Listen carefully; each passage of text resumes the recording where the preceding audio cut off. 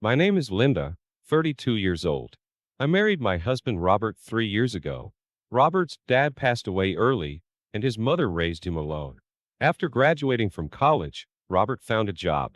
While it sounds nice to say he is kind, he is very timid and unable to assert himself. As a result, he is far from the path of career advancement. After graduating from college, I once worked for a company, but I couldn't give up on my dream and attended a specialized acupuncture school while working. After graduating, I trained at a famous acupuncture clinic. During my student days, I admired an acupuncturist who carefully treated my injured leg from track and field, and I strongly desired to help others, so I chose this path. Robert and I got to know each other through a friend's introduction and went on several dates. We discovered that we had the same taste in food and liked the same movies, gradually getting closer and eventually leading to marriage.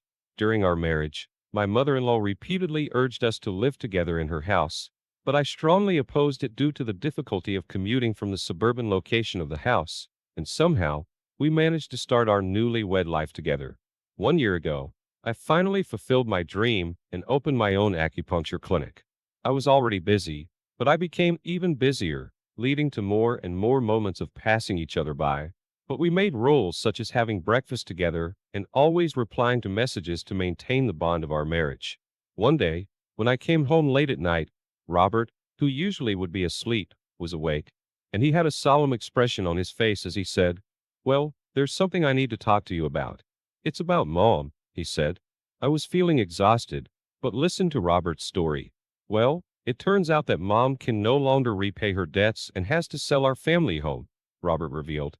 My mother-in-law had always had a penchant for extravagance and lived a lifestyle that didn't match her income. In a terrible example, she ended up squandering all the money that her husband had saved for Robert's tuition fees, forcing Robert to struggle and obtain a scholarship to attend university. I never told my mother-in-law, but I thought that if we lived with someone who had such a habit of wasteful spending, we would surely get caught up in it. That was one of the reasons why I firmly refused to live together. Now, if she sells the house, it means she'll have nowhere to live. I had a bad feeling about it. "So, I'm considering inviting Mom to live with us," Robert said, but I couldn't help but interrupt. "No, we can't live together. I'm sure she'll end up using even our living expenses. Your mother has a job, doesn't she? Well then, she should rent an apartment and live on her own. Why does she need to come to our house?" I protested desperately to Robert in order to prevent cohabitation. "Well, the debts haven't been fully settled yet, so I suggested reducing expenses as much as possible and allocating them towards repayment. But if you're so insistent, I guess there's nothing I can do. I'll talk to Mom and see if she can live on her own." Robert conceded, seeming to give up. However, Robert was also quite a troublesome person. He would temporarily accept my opinions in front of me, but he couldn't say anything when facing his mother. I was worried that he would forcefully bring about cohabitation, and I couldn't help but feel anxious. As expected, the next day, "So, Linda, I heard you're opposed to living with me. Last time, I didn't persist on it because you were newlyweds, but this time, I'm losing my home. How dare you say things as if you could just abandon me like that? How cold-hearted of a daughter-in-law can you be?" My mother-in-law yelled at me over the phone. "Well, even if it's just the two of us, our living space is cramped, so I can't provide a place for you, even if you're my mother-in-law." I explained as calmly as possible, but she only got angrier. "How dare you, as the wife, act so arrogantly when it's what my son, Robert, wants? Saying you don't want this or that and manipulating Robert like that. I won't allow such things. Be prepared, because I'll educate you." With that, she abruptly hung up the phone. I really can't stand my mother-in-law's personality. That's the second reason I rejected living together. And Robert, he always gets overwhelmed by this forceful mother and ends up going along with whatever she says. Early the next morning, my mother-in-law barged into our house. "Robert, you're here, right? I've come to talk." "Open the door." Despite having an intercom, my mother-in-law kept knocking on the door and shouted loudly, "Open up," since it would cause a disturbance in the neighborhood. I reluctantly let my mother-in-law inside. She dragged Robert, who was still asleep, out of bed and into the living room. "I have to leave that house by next week. Hurry up and figure something out." Stop listening to what this wife says and start acting for my sake. Saying that, she began hitting Robert forcefully. Please, just stop being so rough. I tried to intervene, but my mother-in-law glared at me and said, who will listen to you? It's all because of you saying you don't want to live together, that you wanted me to live alone. You're the one who caused this mess, you heartless person. Even though Robert was being treated that way by his mother, he said, I'm sorry, Mom. I'll figure something out, so please wait a little longer. Please. He said that, and even went so far as to get on his knees. Just one more week. By then, we'll definitely find a solution. Understand? Robert? With those parting words, she left for the time being. Robert, you said you'll figure something out, but can you really make that promise? As I pressed him, Robert said, you're so annoying, Linda. Just be quiet for a bit. Both of you keep telling me to do things, but I don't even know what to do anymore. He shouted and went back to bed, burying himself under the blankets. What's gotten into you? Suddenly shouting like that. It's not like you, Robert. Seeing Robert in such a state of confusion, I couldn't help but feel a hint of unease. Finally, the incident occurred. The following week, which my mother-in-law referred to as the deadline, she and Robert took astonishing actions. That day, as soon as I finished my errands, I was supposed to go to the acupuncture clinic for work. I had entrusted the business until then to the staff, but I received a frantic call from one of the staff members, saying that something terrible was happening at the clinic, and they wanted me to come as soon as possible. Since I couldn't grasp the situation over the phone, I canceled my plans and hurried to the acupuncture clinic. When I arrived, I was surprised to see my mother-in-law and Robert wandering around arrogantly. What are you doing? Business is about to start. Outsiders, please leave. There are several beds in the clinic, partitioned off with curtains to create separate spaces, but my mother-in-law was lying on one of the beds, measuring something. What? I'm preparing for the move. This place has a bed, so it's just right. I didn't say I would use all the space. I'll make about half of it my room. Also, one bed is too small, so I'll use the space of two beds. My mother-in-law put the two beds together and said, well, I guess this will do. Should I put the wardrobe here and the TV here?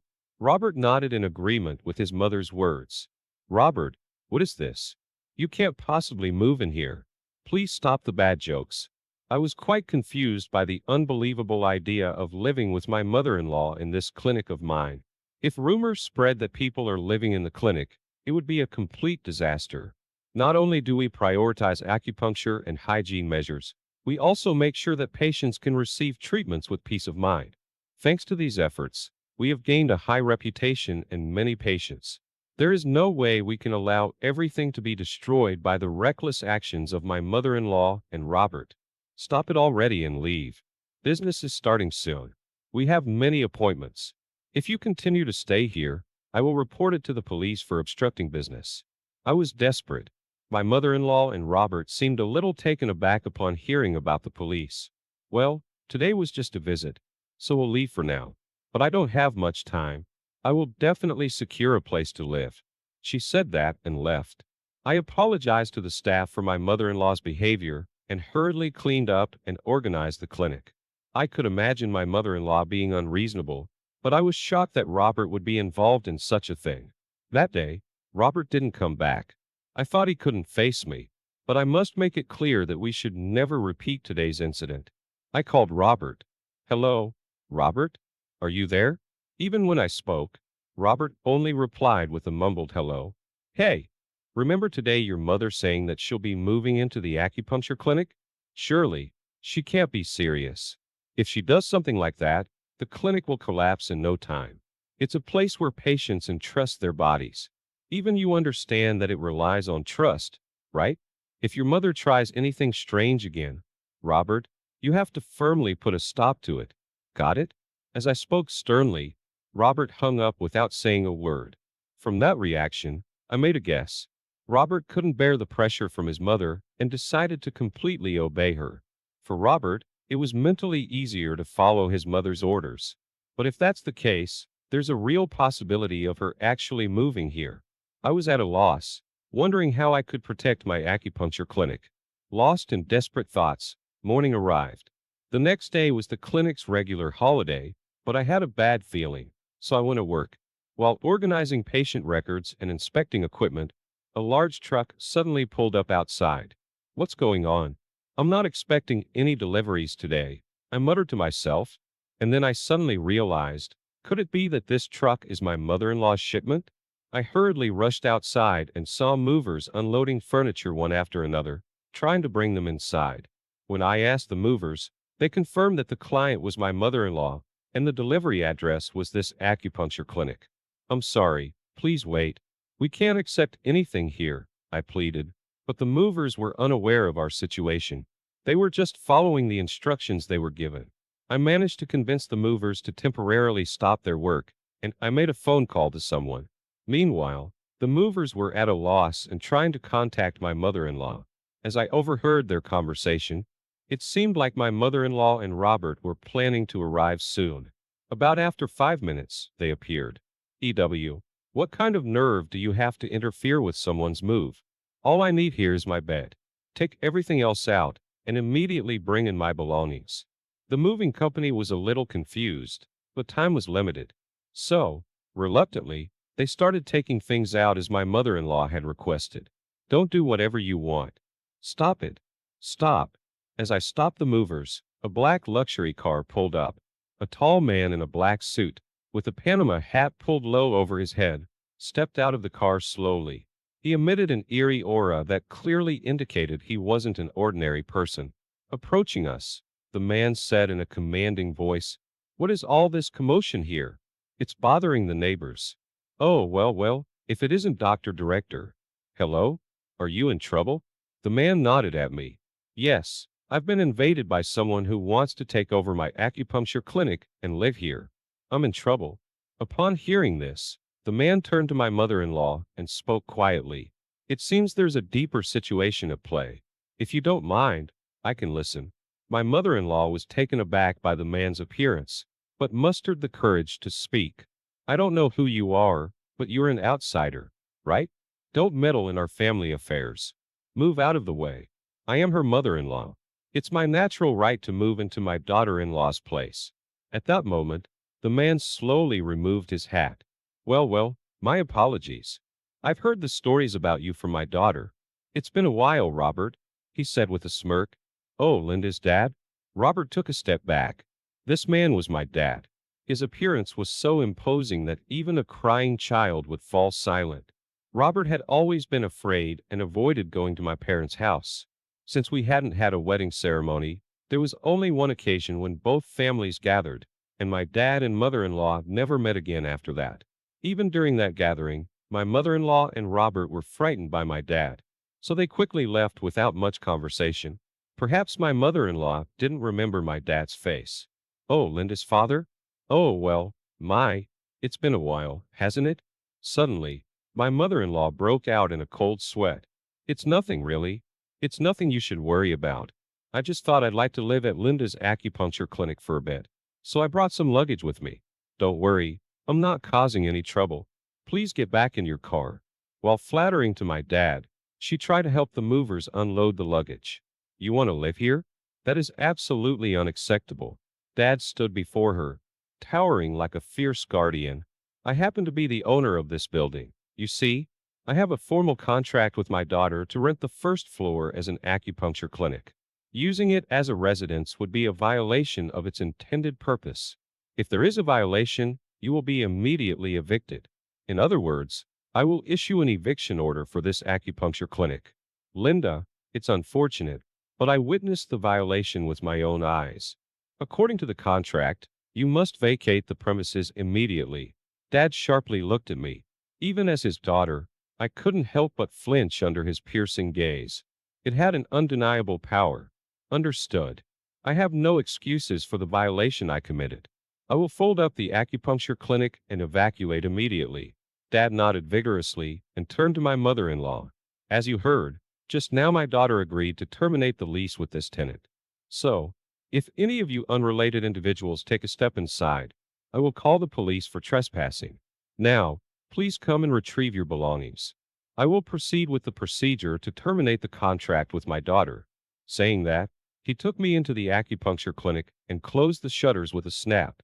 My mother-in-law and Robert stood there in a daze, but after a while, I could hear them exchanging insults. It seemed they were arguing with the movers. In the end, it appears that the movers unloaded all the luggage onto the road and headed to their next destination. Robert, do something about it. Yes, I'll have them bring it to your house. As instructed by my mother-in-law, Robert quickly prepared a rental truck and began moving it to our house. I watched from the window and thought to myself, those two really had the idea to come to our apartment. It's a good thing we acted quickly. Thank you, Dad. My dad, who had just been intimidating a moment ago, changed his demeanor completely and smiled with teary eyes. Well, since it's your request, I'll do whatever I can. Despite his intimidating appearance, my dad is just an ordinary old man inside. He just dresses like this because he's fascinated by mafia movies. In reality, he's a friendly real estate agent in our peaceful neighborhood. They'll surely be surprised when they reach the apartment. My dad and I chuckled. The truth is, we had already moved out all the furniture and belongings from the apartment. Only Robert's clothes remained. Furthermore, there was a vacant sign on the door.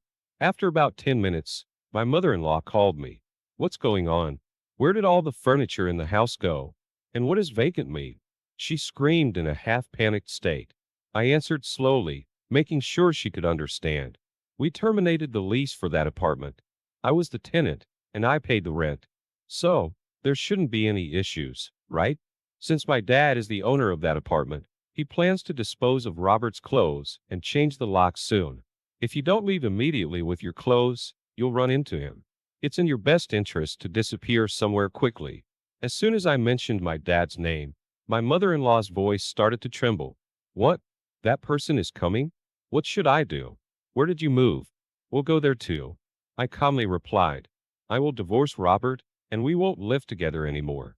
The other day, I said to Robert that if his mother ever approached me and caused trouble for the clinic, that I would divorce Robert. Then, Robert said, I understand. I have a recording of that conversation, and because of you, I can no longer operate my acupuncture clinic in this building. Therefore, as promised to Robert, I will proceed with the divorce procedures. Since the household items were things I used when I was single, it's natural that I took everything with me. When I said that, Robert's mother started yelling at Robert. The divorce? Why did you make such a frivolous promise, you stupid son of mine? I could hear the sound of Robert being hit. They started arguing on the other end of the phone. Instead of fighting, you should start looking for a new place to live, I said. I don't know if they heard it, but I hung up after saying just that. Even if they say they're looking for a place to live, my dad has connections throughout this area. Robert's mother won't be able to rent a place from any of the real estate agents around here. If they can find a place to rent, it would have to be a faraway place where they would have to take a plane to get to. As expected, they ended up living in a distant region, and since Robert couldn't commute to work anymore, he quit his job and now works multiple part-time jobs to repay the debts burdening his spendthrift mother. Thanks to my dad, I was able to move into the new place that was already prepared for me. What my dad said was true. Using the acupuncture clinic as a residence would lead to contract termination, but because Robert's mother moved out, I was able to quickly recover the situation. It didn't constitute a breach of contract, so I could continue operating my business without being forced to leave. Afterward, word of mouth about the acupuncture clinic spread even further, and celebrities started coming in incognito. Rumors spread like wildfire, and now it's become a renowned acupuncture clinic with fully booked appointments. I am grateful to my dad for all his help, and occasionally when I treat him, he says, Linda, you have the best skills in the world, with a gleam of joy in his eyes.